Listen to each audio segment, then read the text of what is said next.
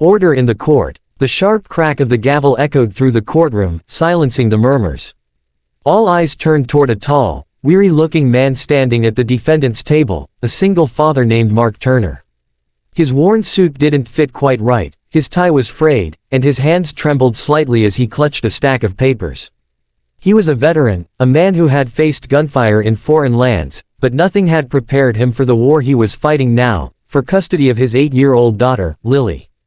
The opposing lawyer smirked, confident in the inevitable outcome. Across the bench sat Judge Reynolds, a man known for his arrogance and lack of empathy, especially toward people who represented themselves. "Mr. Turner," the judge said with a sneer, adjusting his glasses. "You're representing yourself today. How noble." The courtroom chuckled softly. "I assume you couldn't afford a real lawyer." The words hit like a slap, but Mark didn't flinch. He simply met the judge's gaze, his voice steady. "I can't afford one, Your Honor. But I can afford the truth."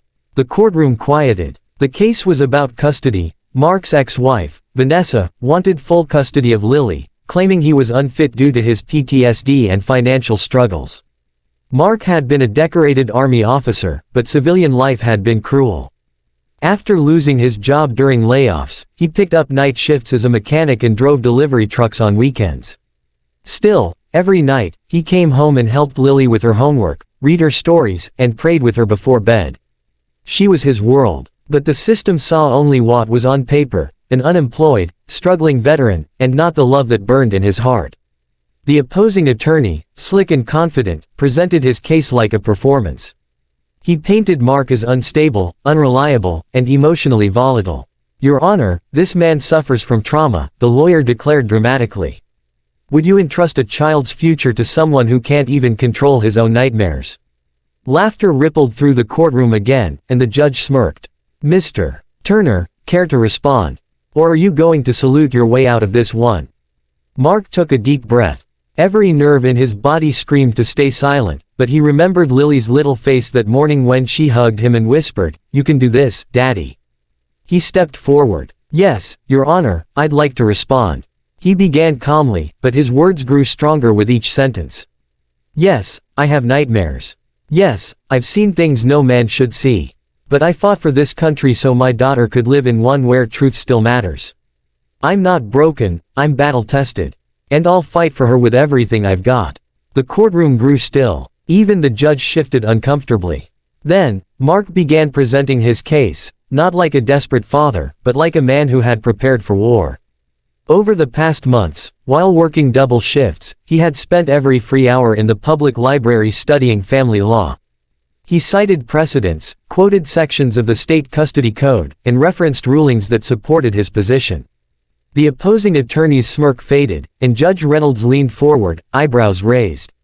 "You seem unusually informed for a mechanic, Mr. Turner," the judge said skeptically. "Where did you learn all this?" Mark replied evenly, "In the same place I learned to survive, in the trenches." Only this time, the battlefield was the law library. He presented evidence that Vanessa had been neglectful, school reports, testimony from neighbors, even messages where she admitted she couldn't handle Lily's needs. He showed records of Lily's improved grades since living with him, medical reports showing her progress, and letters from her teachers praising his involvement. Every piece of paper he laid down was like a weapon, cutting through the lies that had been built against him. The opposing lawyer fumbled, trying to object, but Mark countered every move with calm precision. It was no longer a courtroom, it was a battlefield, and the veteran was winning. By the end of the hearing, the entire courtroom was silent. The same judge who had mocked him earlier now looked at him with something that resembled respect, or perhaps shame. "Mr. Turner," Judge Reynolds finally said, his tone softened, "I underestimated you." Mark nodded. "Many people do, Your Honor." The judge cleared his throat, hesitated, and then delivered his decision. "Given the evidence, I find that it is in the best interest of the child to remain in her father's custody." Gasps filled the room. Mark closed his eyes, tears threatening to spill as the words sank in. He had won, not just the case, but his daughter's future. Vanessa stormed out of the courtroom, and the opposing lawyer avoided eye contact.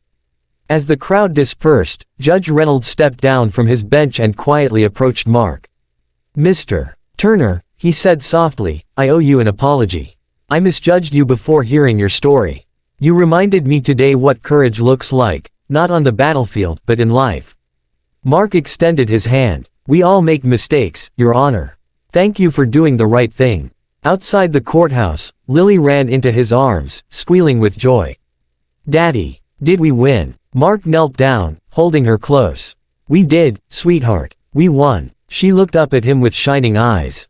Does that mean we can go get ice cream? He laughed, his heart lighter than it had been in years.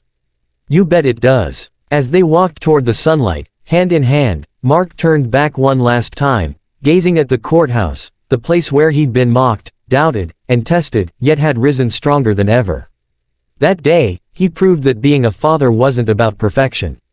It was about love, sacrifice, and the unbreakable will to fight for those who mean everything. And as the sun set behind them, Mark knew that though the world often underestimates the quiet warriors, real strength doesn't shout, it endures.